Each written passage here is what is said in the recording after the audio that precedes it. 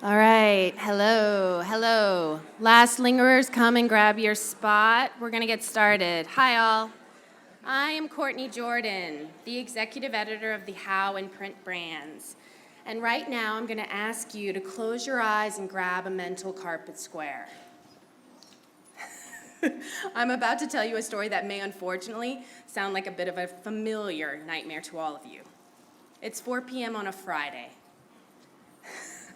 Nancy from events has one last small tweak. She promises small tweak for the poster she's asked you to whip out just earlier that morning. 8 color changes, 4 image swaps, and 6 emails later, and it's well past closing time. You're drained. You're completely over it when it comes to unnecessary tasks and a broken process that sucks up your time and leaves you feeling burned out. Garrett Jestice is here to discuss how to not just fix, but revolutionize the way your in-house creative team works. So that nightmare, you can open your eyes if you've got them closed, that nightmare never happens again. A certified, I thought this was amazing, so I had to include it, a certified barbecue judge, BBQ judge, and formerly of Target, Garrett is the head of marketing at Lucidpress, a design and brand templating platform with over 6 million users worldwide. Today, he's going to give you a sort of creative survival kit, sharing streamlining solutions that will allow you to say goodbye to the flood of repetitive design requests and a revision process that is ineffective at best, but at worst, it leads to off-brand collateral creation. And then, I actually think he's going to give away an actual kit, so stay tuned. He's also brought a guest speaker with him, Remington Reese, brand manager for Davy Perry Miller Real Estate out of Dallas, who sees technology flinging open so many doors in our personal and business lives, and that the result is a world driven by design. By making creation and development more accessible, we're opening the doors of social evolution and progress. Sounds good. Please join me in welcoming Garrett Jestice, and please enjoy the session.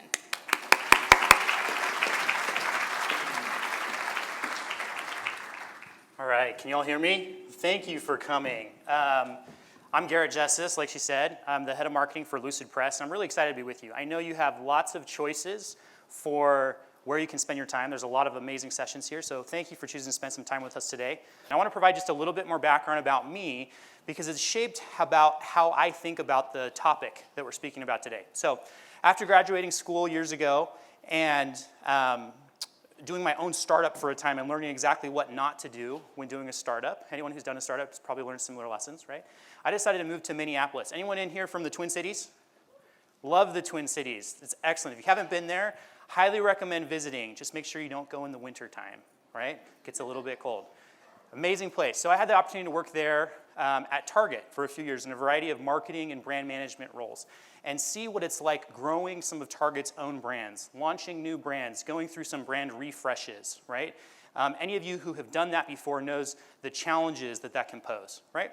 After some time there, I decided to take an offer with a small startup in Salt Lake City. Anyone from Salt Lake City? Perfect. Fewer people here from Salt Lake City. Salt Lake City is also a beautiful place. Highly recommend visiting there. So I joined this company who had just launched their second product, Lucidpress. And I was really intrigued by kind of the opportunity there. One of the things I've enjoyed the most in my time at Lucidpress is being able to talk with hundreds of marketing and creative leaders just like you and hearing about their challenges and the things that they face on a daily basis and also the trends that they're seeing in the industries where they're working. And one of the most common trends I've seen or heard, especially in most recently, is this idea of what I call the design democracy. So did you all know that we're in a new age of design democracy? So let me explain what I mean by that. There's 2 parts to the design democracy. The first part is that the world now expects great design. Here's what I mean. How many of you are familiar with the Webby Awards?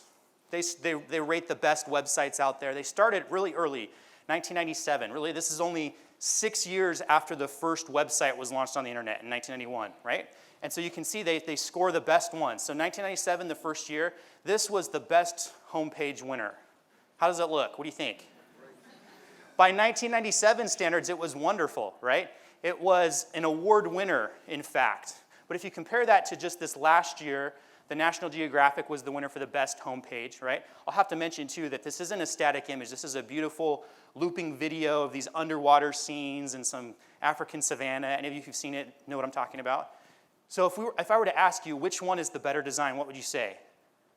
Hopefully this National Geographic one, right? I bet if we brought in anyone off the street, regardless of whether they have a design background or not, and asked them the same question, most people would pick this most recent one. And so this is a trend that's not just happening in web design either, right? If we go a little bit further, how many of you have seen the Museum of Ice Cream? How many of you heard of them? Really cool, interesting startup. It's kind of a hybrid between an ice cream parlor and an art gallery, right? And they have an amazing Instagram account with thousands and thousands of followers. The Museum of Ice Cream here, also excellent example of great design. How many of you heard of the website reallygoodemails.com? It's a gallery of amazingly designed emails that companies are actually really sending out, so you can go and browse. So I could go on and on about other channels. You get the idea. The world now expects great design, right? The second piece to this design democracy is that everyone is now a content creator. If we think back to the Mad Men days of the 60s, right? Really that was a strategic, highly trained marketer or advertiser doing mass marketing to a mass audience. Today, however, you have everyone across your organization, even sometimes vendors or partners who are creating branded content on behalf of your organization across a variety of mediums for an increasingly fragmented audience. Not only that, but this audience increasingly expects that the content that's being created is personalized and relevant to them, right? 72% of organizations are producing significantly more content than they did a year ago. Is your organization? I would bet in aggregate they likely are, right? And this creates some challenges. One of the first challenges that this creates is off-brand rogue content. Who has ever seen off-brand rogue content created? Okay, and the rest of you who didn't raise your hand are probably just lying or a little bit tired this morning, right? Because it happens all the time. And to be fair, whoever created this flyer, we're not poking fun at them. They did the best that they could with the tools and the resources and the knowledge that they had. The unfortunate reality, though, is what is your perception of this festival by looking at this flyer? Not very good, not very high quality, right? And so when this off-brand rogue content is created, it hurts the perception of our brands and the things that we're trying to promote. The next challenge that this can create is a massive backlog for in-house creatives. Who has a backlog that looks like this? Okay, perfect. How many of the tasks on your backlog are strategic priorities versus mundane tweaks and edits that are coming from people across the organization? See a lot of nods, a lot of mundane tweaks and edits, it sounds like, right? These are challenges that are coming about because we are in this new age of a design democracy. So here's what I want to do. I want to pause real quick. Something that I have found in attending a lot of conferences like this is some of the most value that you get is not just from the speaker, but from your peers, when you can learn about the challenges that they face. So this is going to be really quick, but what I want you to do is I want you to turn to the person sitting next to you, introduce yourself, name, title, company that you're from, and I want you to talk very quickly about your answers to these questions. The first, how are you doing keeping up with the increase of content creation? And how much of your time is spent on mundane tasks versus strategic priorities, okay? Really quick, we're gonna have about 2 minutes, 1 minute per person. So here we go. Okay, wrap it up. Hopefully you've started to build a connection with that person sitting next to you. I hope that you can continue that connection, right? I hope that you can continue discussing these types of things with that person. Hopefully meet some other people while you're here. Again, I found that some of the most value that I've gained from attending other conferences like this in the past is opportunities like this. And as someone who is naturally introverted, I appreciate sometimes just the incentive to go and do it, right? Someone telling me to do it. So hopefully you found that helpful. So I want to gauge your responses to this, but because we have so many people in the room, we're going to do it a different way. So I have a 3-year-old daughter. Her name is Lainey, and Lainey recently mastered the art of the thumbs up and thumbs down, right? Now, any question that I ask her is either thumbs up or thumbs down. So we're going to do something similar here today, okay? So I want you to hold your hand up in the air, answer to this first question. How are you doing keeping up with the increased demands of content creation? Thumbs up, somewhere in between, or thumbs down? Okay, a lot of sideways. I see some thumbs straight down, maybe even like inverted a little bit, okay? Good. How about this next one? How much of your time is spent on mundane tasks, down, versus strategic priorities, up? Okay, it looks like a lot more down here. Okay, so a lot of mundane tasks we're spending our time on. These are common challenges that I hear all the time from marketing and creative leaders, right? These are challenges that every organization faces. And unfortunately, competition is increasing across every single industry. This is from a study that was done just a few years ago by the strategy consulting firm Innosight. And they found in this study that they predict that 50% of the S&P 500 will be gone by 2027. And the reason why is the average lifespan of an S&P 500 company is consistently decreasing from 33 years long in 1964 to a projected only 12-year lifespan in 2027, right? This is across all industries. I've done separate research into industries maybe not represented here, like higher education. Also, tons of increased competition in higher education, right? But if you look at design-centric companies, companies like Apple, Coca-Cola, Target, Disney, Intuit, they outperform the rest of the S&P 500. This is from a study done by the Design Management Institute that looked at the financial return from some of these design-centric companies compared to the rest of the S&P 500. Over the course of 10 years, the design-centric companies outperformed the rest by an average of about 211%. Not only that, but these are the companies that have built some of the world's strongest, most valuable, recognizable brands, right? Did you know that last year, Apple's estimated value of their brand was $183 billion with a B, dollars? Has nothing to do with their company, their employees, their IP, none of that. That's just the estimated value of their brand. So you're probably wondering, like me as I was going through this, what are these companies doing? Why do these design-centric, brand-focused companies win, right? There's lots of potential answers to that. I'm going to propose one to you today. I think that one of the things that these organizations do great is they understand the relationship between brand, design, and marketing, and they optimize for very consistent experiences across each of those. Here's what I mean. This is one of my favorite definitions for marketing. It says marketing is the truth of you or the truth of your organization translated into the language of your customers, right? Let's break that down. So the truth of you, isn't that really just proxy for your brand, right? Anyone who's done a brand identity workshop, you know that what you're trying to get to is the truth of who we are as an organization, right? Jeff Bezos has said that your brand is what other people say about you when you're not in the room. What would people say about your organization if you weren't in the room? What attributes or qualities would they use to describe your organization? That's getting close to the essence of the truth of who you are and your brand. This next piece, again, marketing is the truth of you, brand, translated into the language of your customers. Especially in today's design democracy, the language that you're speaking to your customers is design, or at least has a heavy design component in it. Mark King, a design consultant, has said, design is the body language of your marketing. Don't slouch. I love that quote. How many of us have slouching marketing and design out there? Okay, yes, some brave souls willing to raise their hand. Most of us do at some point, right?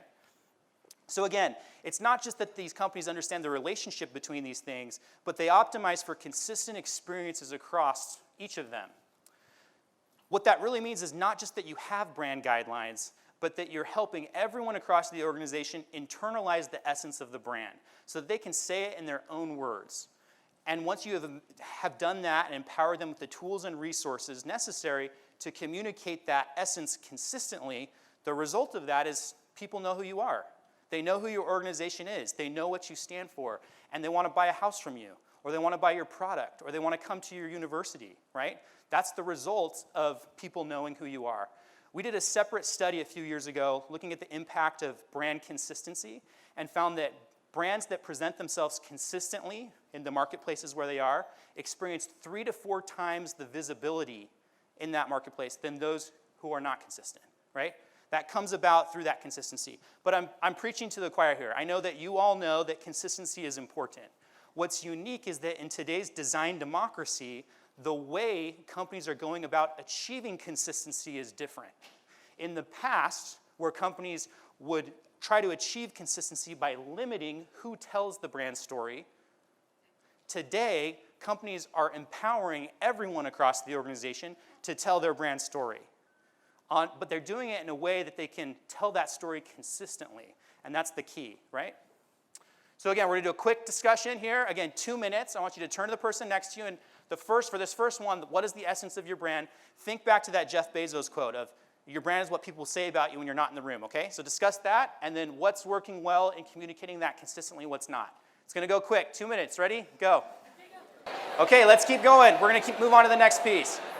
Okay, so I know that there are some of you out there who, as we've talked about, the essence of your brand and how do you help people know who you are. There's probably some of you out there who have some ideas. You got the juices flowing a little bit. You have some ideas for a big awareness campaign, something you're going to do to help people really understand this is who we are, right? And while those awareness campaigns are excellent and they play an excellent role in helping people understand who you are, they're not the end-all be-all. By themselves, they're not enough. Michael Eisner, the former CEO of Disney, has said that a brand is a living entity, and it is enriched or undermined cumulatively over time, the product of 1,000 small gestures. So what are those small gestures, the things that enrich or undermine your brand over time? Well, they're things like the business cards and the proposals and the sell sheets that your sales team shares. They might be the infographics or the magazines or the ebooks that your marketing team produces. They might be the direct mail pieces or display ads or point of sale materials that your field marketing team creates, right? All of these things, though small in and of themselves, enrich or undermine your brand over time. These are the small gestures. It could even be things like the way that your support team answers the phone or what your return policy is. All of these things either enrich or undermine your brand over time. And the truth is that in today's design democracy, there are going to be winners and losers. The losers are going to be the organizations that allow employees and those across the organization to continue creating off-brand experiences, which will stunt the growth of their brand and their company. On the flip side, though, the winners are the ones who find the way to scale design across all channels, creating a strong, consistent brand. So imagine with me for a minute that your brand, your organization's brand, the one that you're working on building every day, imagine with me for a minute that brand was understood, consistent, and indispensable. Understood meaning not only do you have brand guidelines, but they're internalized, they're well-defined, and they're followed by everyone across the organization. Consistent across every channel, experience, or communication that goes out. And indispensable, meaning your brand is vital to the growth and success and revenue of your organization. So you don't have to fight the battles with the executives on should we invest in brand or not, right? Everyone is on the same page because they know that it contributes. Sounds pretty great, right? Well, imagine if in that same world, your team, the central creative marketing team, was effective, fulfilled, and respected. Effective meaning those building the brand were spending more time actually building the brand and less time policing it. And that the designers, the people who are creating, are fulfilled because they're spending more time on strategic priorities instead of these small mundane tweaks and edits. And that everyone on the team is seen as respected or a strategic partner by everyone else across the organization. Not just someone who could slap design on this the last 5 minutes and make it look pretty, right? So doesn't this sound like a world that we would all like to live in? It's awesome, right?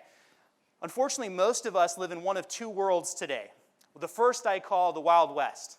This is where you have weak brand guidelines, and as a result, rogue off-brand content gets created, and your brand suffers. How many live in a world similar to the Wild West? Okay.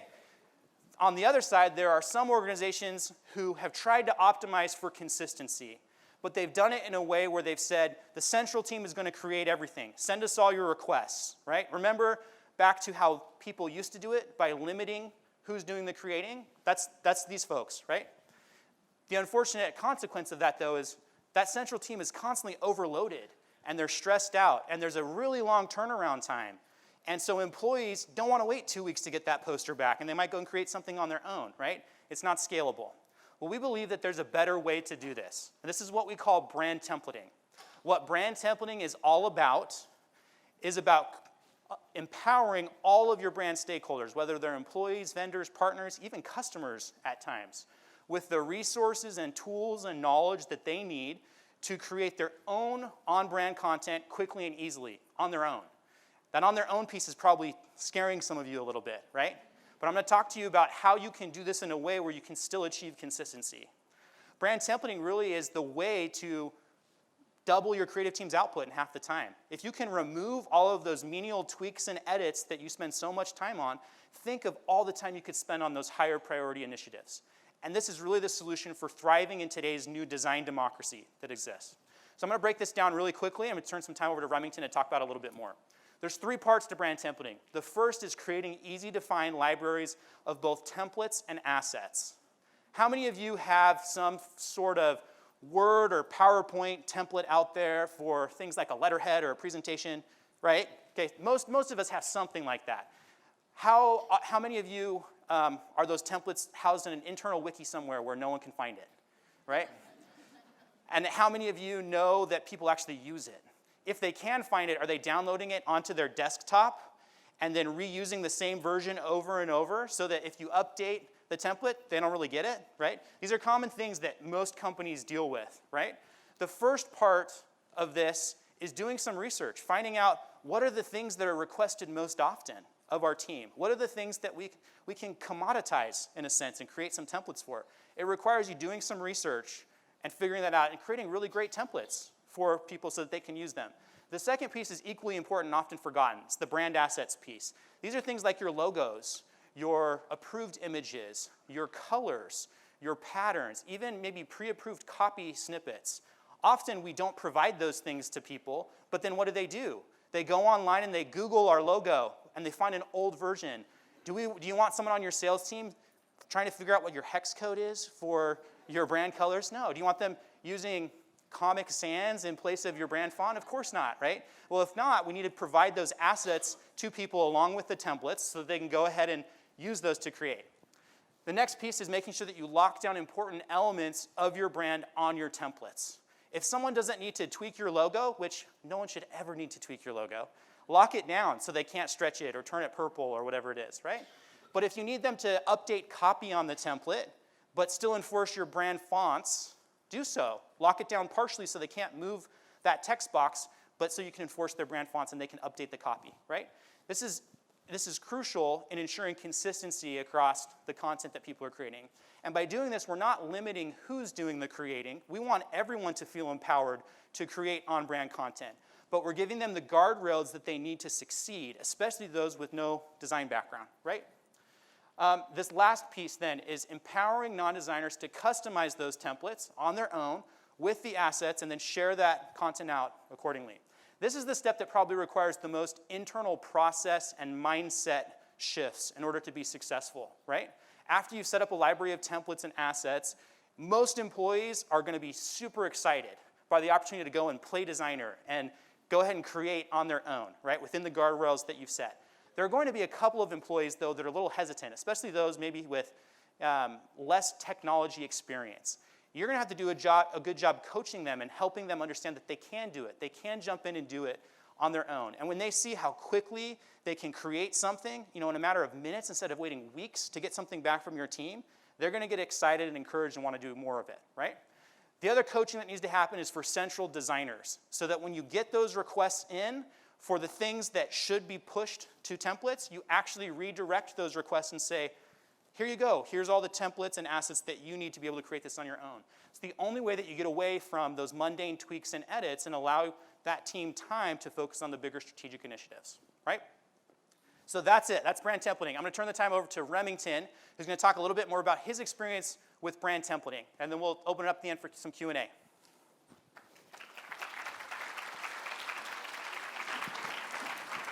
Thank you. Can everybody hear me okay?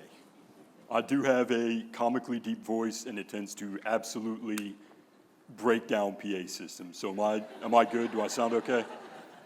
So my name is Remington Reese. I'm the brand manager for Dave Perry Miller Real Estate out of Dallas, Texas. We are the #1 kind of luxury boutique firm in the city. At any given day, we've got about 330 real estate agents, and we do have an in-house kind of agency-style marketing department. There is me as brand manager. We have 2 designers. We have a social media manager. We have a copywriter, and then we have a pseudo kind of PM administrator that kind of holds the entire machine together. She's the glue that keeps us all kind of moving in one direction.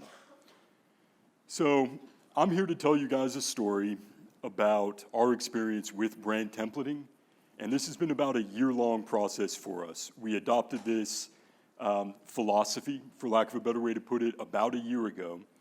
And if we jump back to the start of 2018, what we saw is that we had 2 designers, 3 if you include myself, my background is design, trying to service 330 real estate agents. And is anybody in here in real estate as an industry? Okay, a handful. So when you onboard a new listing, inherently, fundamentally, no matter what, there are a handful of pieces that every single listing gets. You know, there is a social media component, there is a direct mail component, obviously brochures, one-sheets, there's a CRM e-blast component, and stuff like that. And so in our peak season, which is historically the spring, we'll take on anywhere from 5 to 20 new listings every single day. And for 2 people to try to accommodate all of that is an absolute nightmare. So Garrett earlier mentioned the wild, wild west. The real estate industry is the wild, wild west. We invented the wild, wild west.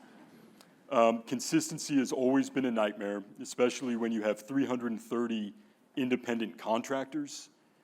And so to paint this picture for you guys in the real estate industry, they're not employees. And so I don't care how intimidating you think you are as the brand police. If you design something that is immaculate and beautiful and inspiring and you are proud of it and it is in your portfolio and you send that to one of the top producing agents and they say, this isn't for me. Or they say, even worse, I love it, but I would love it more with a different font, if it was red instead of our blue, if it was, you know, God forbid, using Comic Sans, but using a different font, their font. There's not a whole lot that you can do to kind of squash that. So consistency historically for us has been an absolute nightmare, and double so on social media, especially within the last maybe 2 to 3 years with the advent of products like Canva or Ripple, or people getting very, very feisty with PowerPoint or something like that. It's pretty easy to produce, frankly, crap and throw it onto Facebook and social media. So I'm a big, big believer in this idea of credibility through design. I think that that is fundamentally the creative's holy grail. It is what we bring to the table. It is every single thing that we do should function within the phrase credibility through design. It's doing what the marketers or the strategic partners, we're doing their job for them, in my opinion, if we can achieve credibility through design. It is impossible to maintain that with 330 content creators that don't have easy access to assets, fonts, colors, what have you. So in the past, we did have a print execution service, a print fulfillment center that had versions of our templates. I'm a little bit of a control freak. I like having assets right in front of me. I like being in charge of our own templates. And in the past, whenever we would update a template, create a new template, it would take weeks for that to go live, and then it finally does go live, and it's inherently broken. They've taken, sometimes severe liberties with the brand, and they are not stakeholders in the brand. They are a direct mail company that wants to earn our business and make it easy to order postcards, but they don't really have any stake in our brand. So a year ago, this is what we were looking at and experiencing every single day, and this guy right here was me almost every single afternoon after a long, grueling day of dealing with 330 real estate agents. To put it simply, we are drowning in the minutia. How many of you guys feel like you are drowning in the minutia on a day-to-day basis? Another way to put it, in my world, we refer to this somewhat affectionately as the wheel of mediocrity. The brand collateral is out of date, and thus the agents or the brand stakeholders don't want the brand collateral. So myself or the designers are forced to create custom pieces. Other people see the custom pieces, and now all of a sudden we're doing custom pieces for 330 people, no matter what the scenario is. This cycle is the death of all brands. It is the death of all creativity. It is truly the essence of mediocrity. It is horrible. So in the past, you sit there and you look at your market, you identify a need, you concept it, you create a creative draft, there's revisions, there's user testings, you have it built. In the past, we would send these files to a vendor. The vendor sends them to customer service reps on their end. That goes to the developers build the templates, developers go back to customer service comes to me. I send everything out to all of to the real estate agents, and everything is broken. We have an agent in our company whose name is Brittany Frankowiak, and her email address is brittanyfrankowiak@daveperrymiller.com. And that is the longest email address I've ever seen, and I'd be willing to bet is the longest email that has ever existed. Her email breaks every single template, but I have no control over that, and so I have to re-email customer service, who's got to go back to the developer, who's got to fix the template and come back. And so this cycle, what we end up finding is that every single product is stuck in this cycle, and it's impossible to be creative and update kind of in real time or be dynamic when you're stuck in this never-ending cycle. So we wanted to explore the idea of brand templating. I cared about usability at both ends of the design pipeline. I wanted to be in charge of the templates. I wanted to be the template creator, the template updater, the template maintainer. And then obviously customer service is paramount. And then ease of execution if we're going to have people executing collateral on behalf of the brand. To put it simply, the new 4 C's, in my opinion, are no longer cut, color, clarity, and carrot. Thank you. I actually just got engaged, so I should know that off the top of my head, but somewhere my fiance is very disappointed right now. But content, we have hundreds and hundreds of templates, if not thousands. We needed an easy way to execute all of those. Customization, at the end of the day, the agents do need the ability to make minor tweaks. I wanted control, and the end-all, be-all, holy grail in design, in my opinion, is consistency within the brands. This is our new system. There is no wheel. There is no cycle of mediocrity. We build the templates. We house the templates. We maintain the templates. The agents have the ability to customize the templates, and then they execute the templates in a consistent manner. So fast forward to right now, which is about 1 year after we adopted this philosophy. We have control, and the users have the illusion of control. How many of you guys are active on Reddit, Imager, something like that? Look at our design. So one of my favorite posts on there is, somebody writes this long-winded thing that's like, I keep producing all of this stuff and I send it to the client, and 45 revisions later, the end result is just this utter bastardization of what I initially wanted to create. Please help me.